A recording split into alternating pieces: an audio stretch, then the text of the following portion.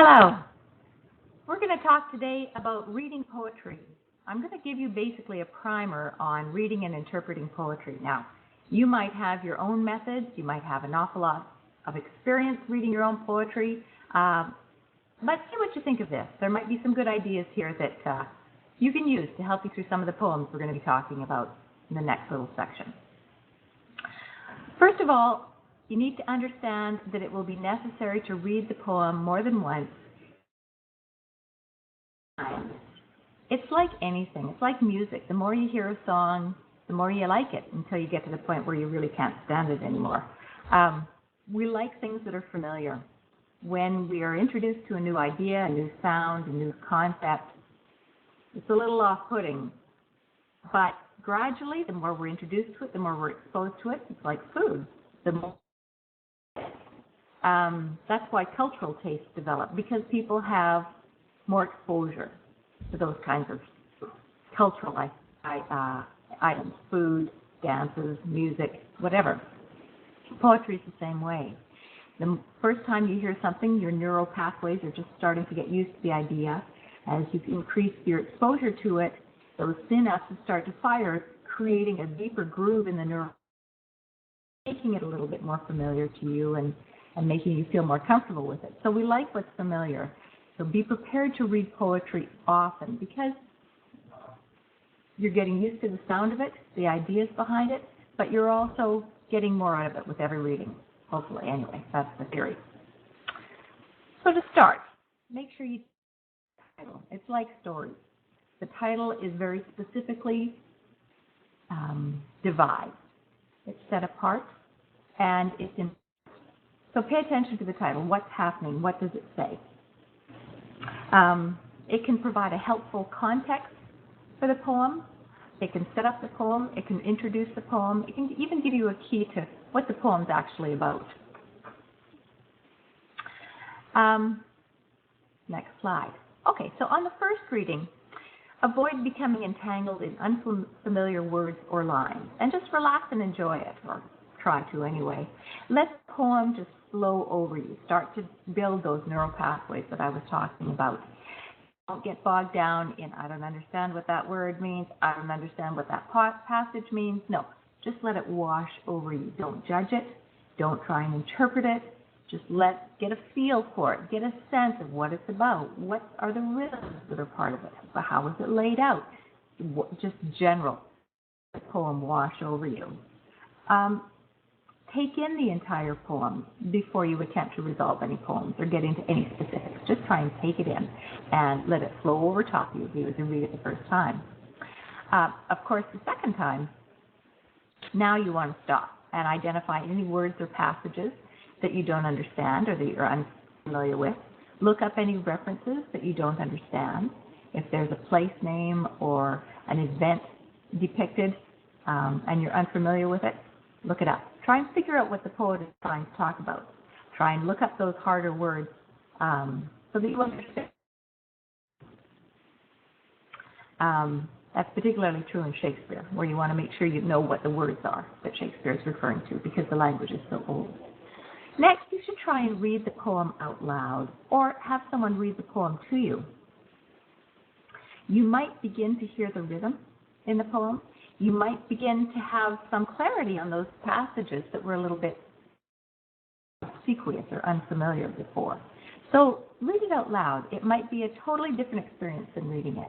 Because so much of poetry relies on rhythm and meter and sound, even the words that are used, alliteration, repetition of the same kind of consonant,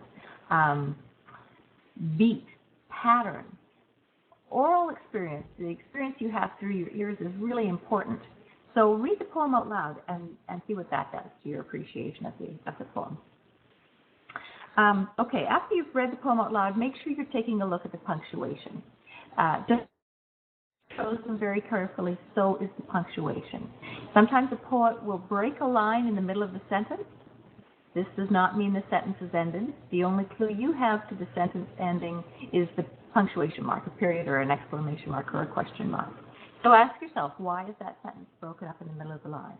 What is the poet trying to do? Is it about rhythm? Is it about meaning? What's happening there?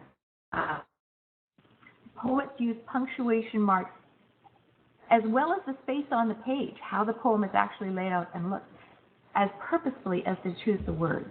So take a look at what's happening just with the physical layout of the poem, as well as how the poem is punctuated.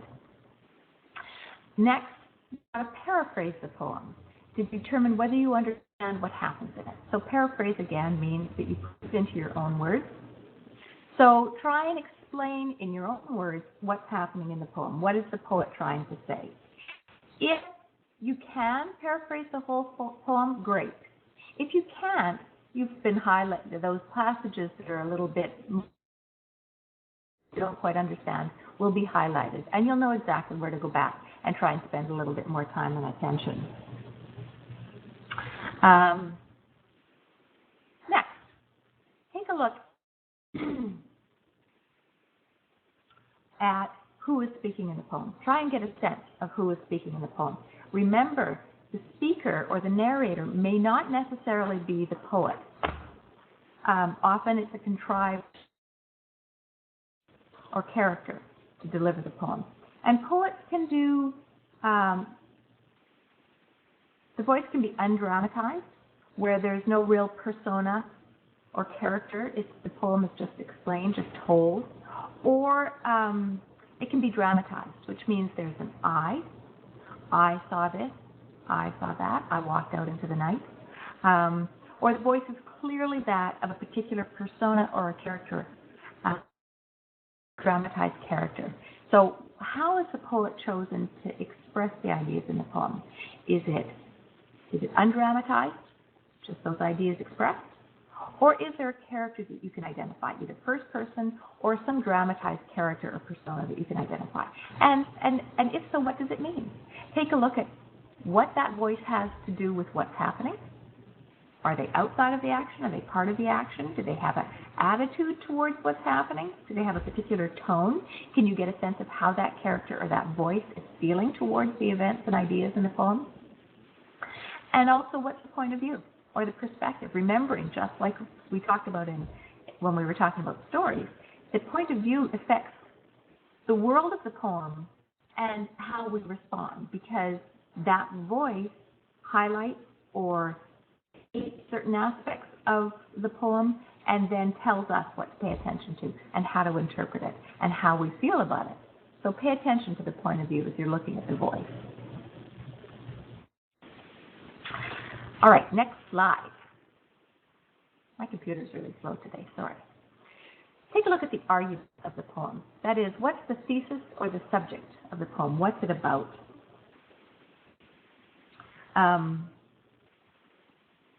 You want to take a look at the basic situation, what's happening in the poem, any key ideas that are developed in the poem. Is there any conflict or tension that the poet has created that might help you decide what the poem is about? Are there ambiguities, things that are a little uncertain, or key relationships? Pay particular attention to any parallels that you see, any use of alliteration, like I mentioned before, but also parallels of ideas, any repetition of ideas, any contrasts that are set up, any climaxes, or any problems that are set up that are then solved. Take a look at these sorts of issues to try and determine what is the subject of the thesis that the poet is actually trying to convey. Next, you want to take a look at the structure of the poem. That is the formal, or how it's actually laid out on the page. Is it formal or is it thematic? Formal structure means that there are stanzas that are laid out with a certain line number. The sonnets are very formal. There's a prescribed number of lines for a sonnet, and the way they're ordered and the way the rhyming scheme goes is already prescribed. The poet into that particular prescription. Also, in formal poetry, there's often a very specific relation to the parts. Like the first stanza might be about the past, and the second stanza might be about the future, something like that. Or is the layout of the poem more thematic? Is it laid out based on how the story is being told? Like, for example, Perhaps the poem might start off by posing a question and the rest of the poem answers that question. Or the first part of the poem might state a problem, and the second half of the poem might pose solutions to that problem. Or the first part of the poem might describe a situation, and the second part of the poem describe what that means, or interpret it a little bit more. So take a look at how the poem is laid out actually. What are these lines talking to, and how do they fit in relation to each other? Is it formal, or is it more thematic?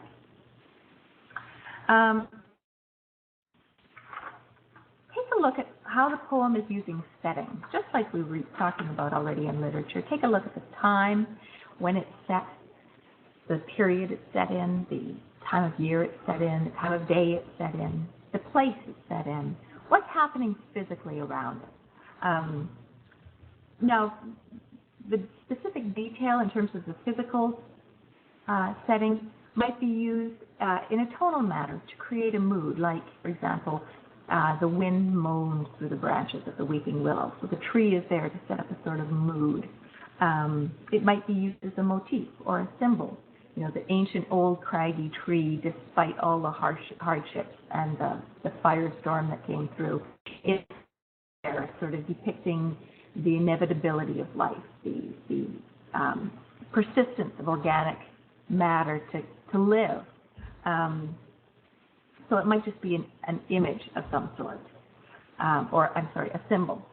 So take a look at what's happening with the setting and how the setting is being used. Then I want you to take a look at the imagery.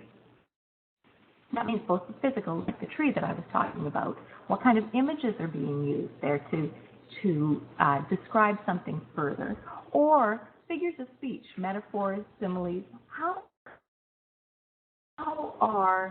is the poet using different descriptors or images or metaphors to describe what's happening? Because these kinds of images develop the complexity and imaginative range of the poem.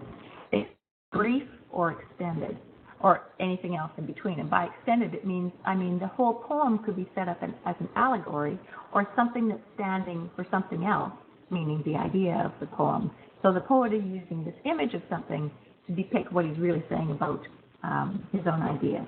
So take a look at what's happening with the images, not only physical images, but also how the figures of speech are being used. And that, of course, means simile, metaphor, personification, those kinds of use. Then step back and take a look at any key statements or conflicts in the poem that appear to be central to its meaning. Is the poem direct or indirect in making its meaning? If there are no real key statements that are set off on its own or just very striking, are there any key or central symbols or any repetitions or any active motifs or recurring images?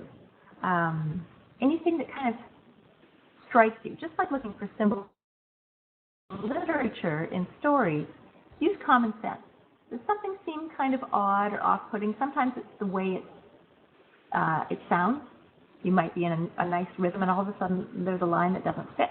Pay attention to that line because you know the poet did it purposefully.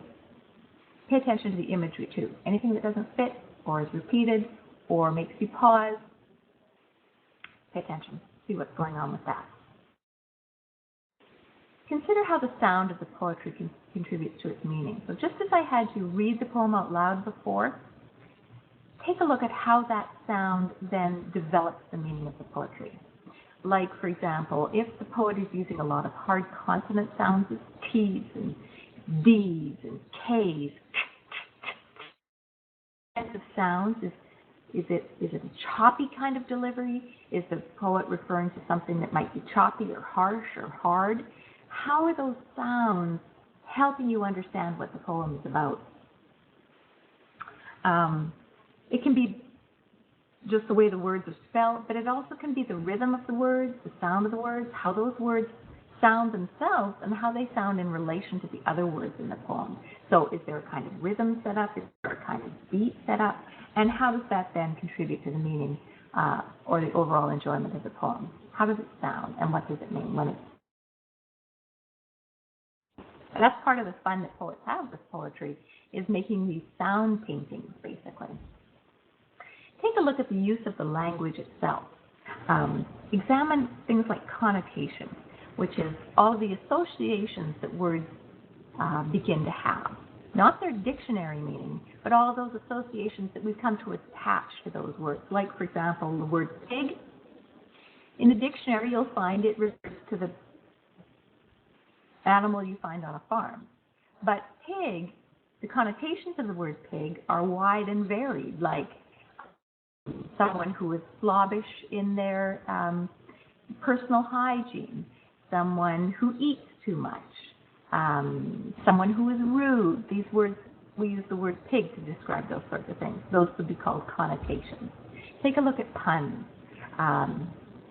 comparisons between two objects. Take a look at double meanings, words that can stand for a multitude of meanings. Take a look at any ambiguities of meaning. Why don't I make sense of this? Why would the author use something that's unclear? What is he or she trying to say?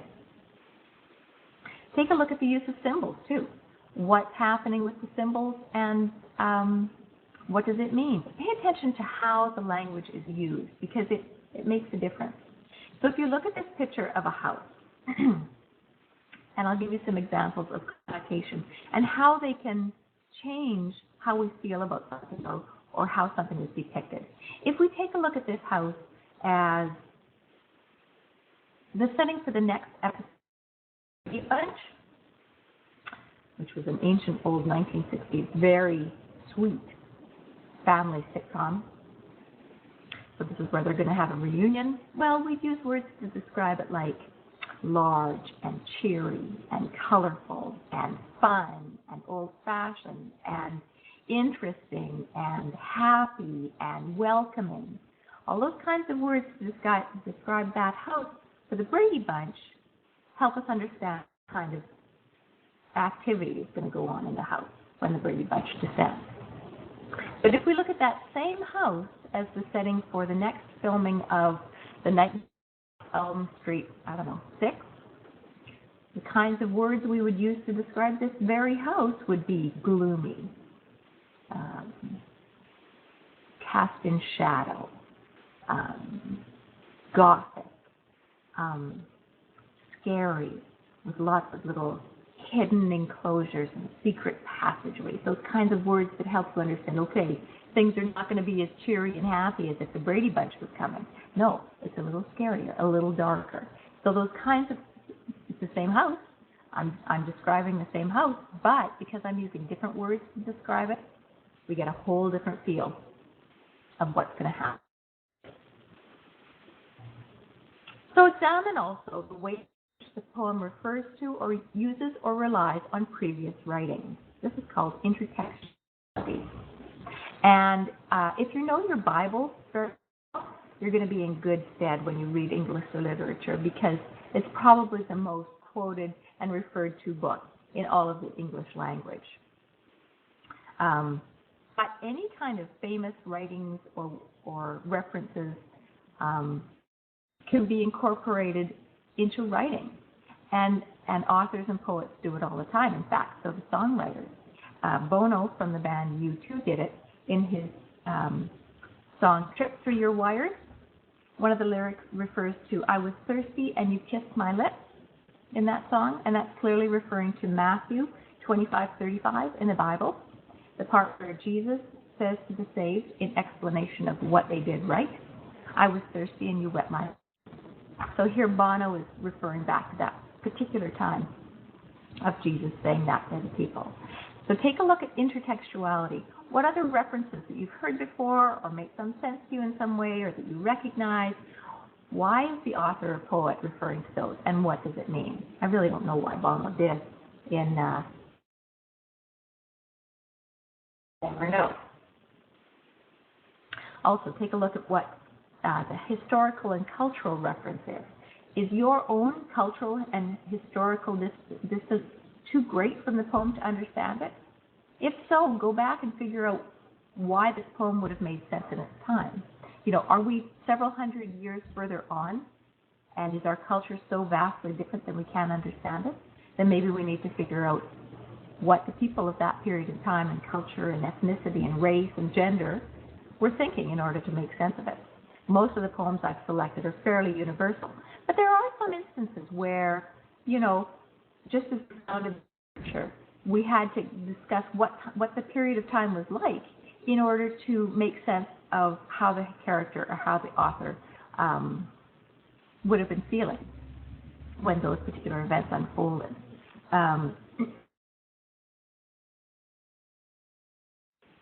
Take a look at the difference between the poem's world and your own world, between the poem's culture and your own culture, or your own subculture even, between the experiences of the characters in the poem and your own experiences. And does that matter? Does it make a difference in terms of your enjoyment or in terms of your grasping of the meaning of the poem? What is the distance that you have? Also examine the worldview and the ideology of the poem. So what are the ideas about the world that are being expressed in a poem? What are the ideas about human nature or humankind that are expressed in the poem? What aspect of the human condition is highlighted? What aspect of nature is highlighted? What is the poem saying about what's happening in the world? And do you not agree? Maybe it doesn't make any sense to you. One thing to remember is you cannot expect to produce a definitive meaning. You can't look at a poem, go through all of these steps, and then give it a big check, got it. Exactly what this poem is about. You might have found a reading for yourself that makes some sense, but someone else next door might have found one just as valid as you. There's no real definitive reading to a poem. There's many meanings, often, especially in the great ones. So if there's still a little ambiguity, if you think, well, it could mean this, you're probably right. There's usually not one definitive reading to a poem.